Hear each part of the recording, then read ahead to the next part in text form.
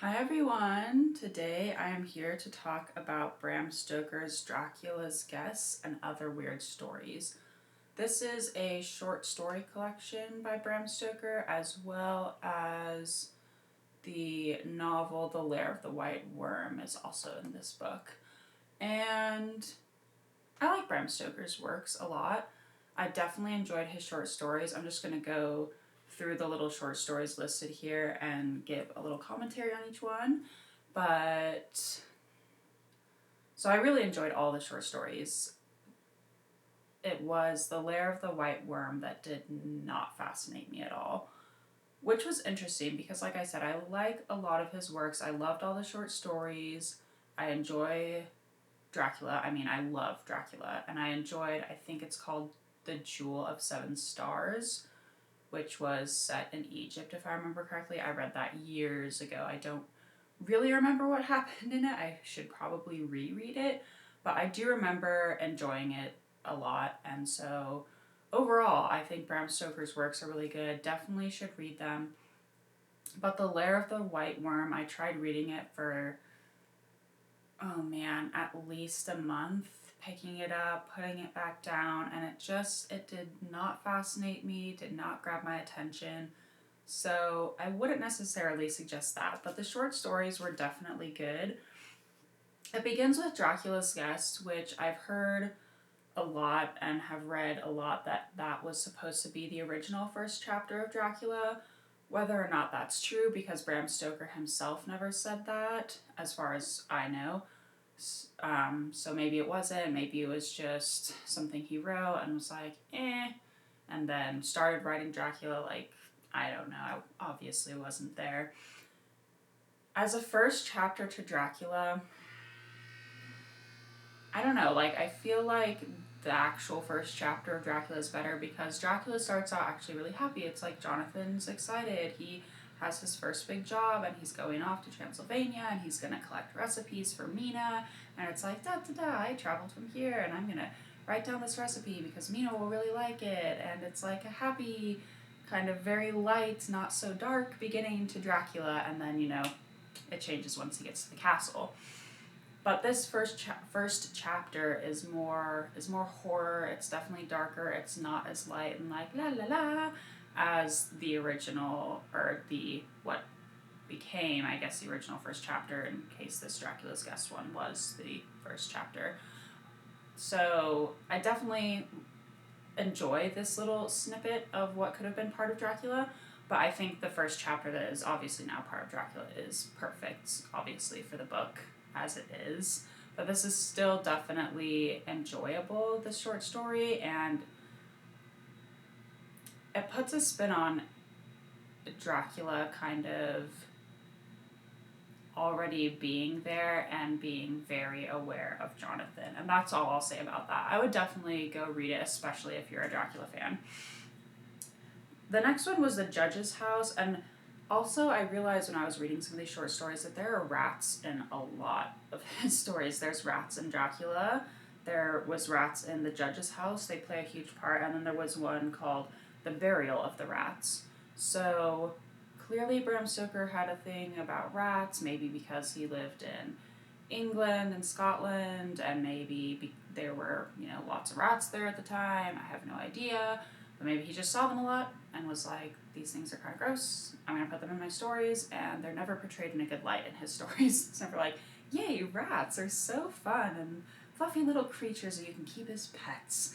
They're always monsters or part of the horror of the story. So that was definitely part of The Judge's House, which was creepy and had a fantastic ending. I feel like Bram Stoker, especially in his short stories, even if the story themselves is kind of like the endings bring it all together and it's like boom. So he's really great at writing endings. The Judge's House, there was one called The Squaw.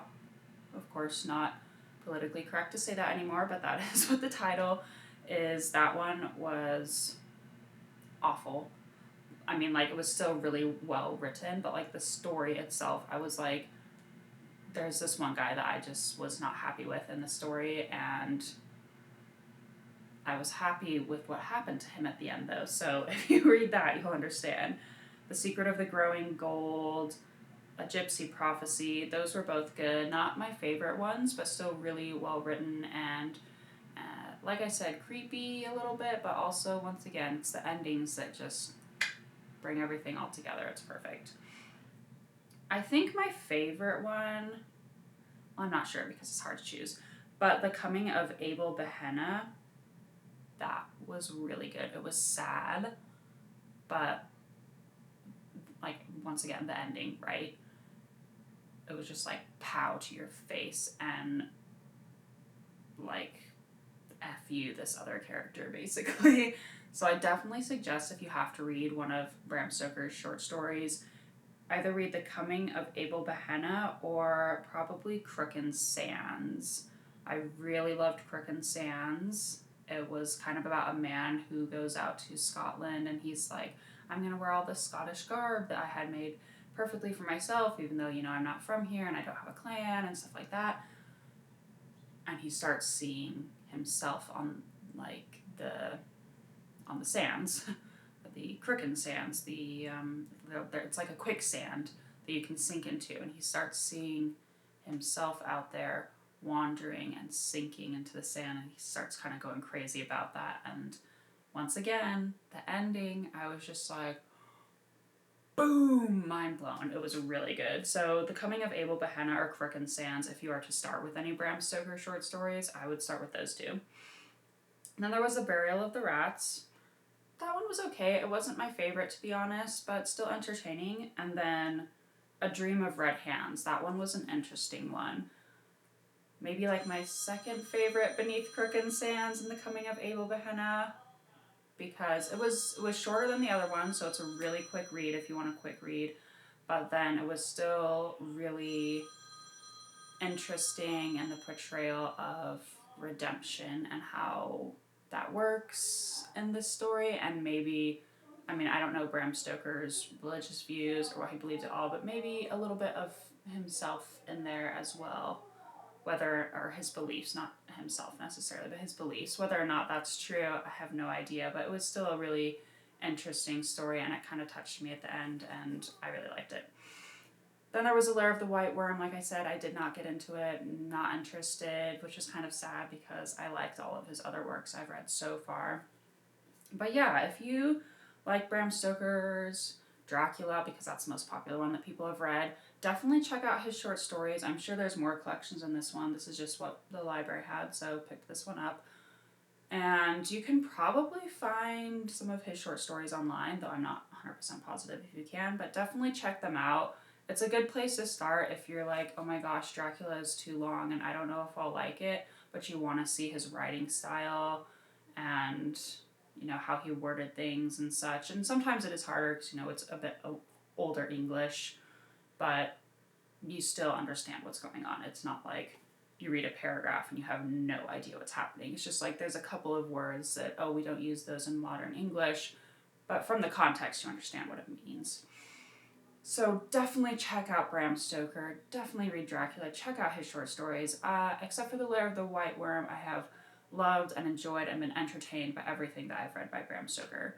So, and I think it is good to read more of his stuff because Dracula is obviously his most well-known one, but there's so much more than that. So much more.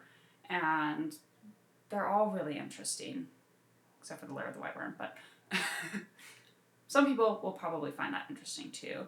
But I think it's good to just go beyond, you know, what the normal thing is that everyone reads from the author. Like, even with Sir Arthur Conan Doyle, and I love Sherlock Holmes. Love, love, love. But I also read The Lost World by Sir Arthur Conan Doyle. Completely different, but still totally really good. But a lot of people don't know that he wrote a book called Lost World about dinosaurs, and it's absolutely ridiculous. Like, the depiction of dinosaurs is hilarious, but it's also still well written and very entertaining. So I think just branching out from the author's most famous work, but also checking out what else they've written is really good. And it's not like you have to do it to be educated or anything. It's just interesting to see what else they have written. I think Dracula is still the best of Bram Stoker's works, but sometimes you find, like, for example, Mario Puzo's The Godfather. I love The Godfather, but I also read The Sicilian by Mario Puzo, and I honestly can't decide which one I like better. But a lot of people don't even know about The Sicilian because The Godfather is famous. It is The Godfather, and that is his work. He wrote a lot more, obviously, than The Godfather and even The Sicilian, but those two are definitely my favorite, and I would have to read them, honestly, back to back to decide which one I like even more.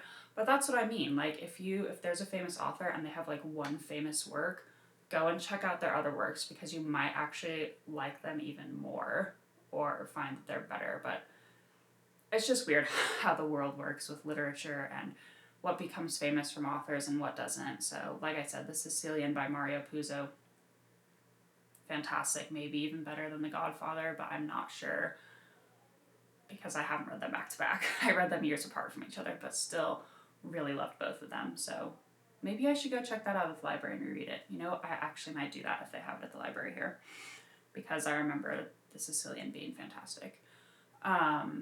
Yeah, anyway, that was a really long thing about Bram Stoker, but I really like him as an author. Super good. Go check him out. I guess my question for today, I didn't think of one beforehand, but because he mentions rats a lot, my thoughts on rats. I honestly think they're cute. Like, if you have them in your house and they're being a pest, it's horrible. I was in a place once where there was a rat in my room and it was like gnawing at the bottom of the door trying to get out. And so I realized, hey, if I just open the door, he's going to run out and whatever, get killed by the cat or something. I have no idea what happened to that rat. So inside, if they're pests, they're super annoying. But like as pets, I knew someone who had a rat and it would like sit on her shoulder and just like chill out there. And she always dressed up as Professor Snape for Halloween and had this rat sitting on her shoulder, which was like super cute and like a little cute touch, I thought. So, I mean, I think most animals are cute except for like centipedes and millipedes and cockroaches. But like, I can handle cockroaches. I really don't like centipedes and millipedes. But rats, if they're not being a pest and they're not horrible and not invading your house or giving you diseases, yeah, I think they're cute. But I could totally understand why, especially at the time period that he was writing in, Bram Stoker would have put rats in his stories and always portrayed them in a negative light because they do have diseases and they are pests, and I'm sure in England during the 1800s it wasn't very nice with the rats. So yeah, that's my thoughts on rats. Maybe I should write a paper about Bram Stoker and his obsession with rats just for fun. Anyways, thank you so much for listening. If you like my book reviews, go ahead and subscribe. Comment down below. What do you think about rats? Honestly, because like I said, Bram Stoker clearly had a little obsession or something happening with them. So what are your thoughts? Are you obsessed with rats? What do you think about them? Do you never think about them? Have you ever thought of them? Have you ever had a pet rat? Anything like that, let me know. Like, subscribe. Also, check out my Instagram, TatesAPB, my website, tatesapb.com, and also I have started a writing podcast about what I like to write and how I write and just everything about writing, and that is called Fighting for Writing, presented by Tate, and you can find it on, I'm pretty sure, every major podcast streaming service, so go check it out, Fighting for Writing. Thank you guys all for listening. Check out Bram Stoker, and you all have a great day.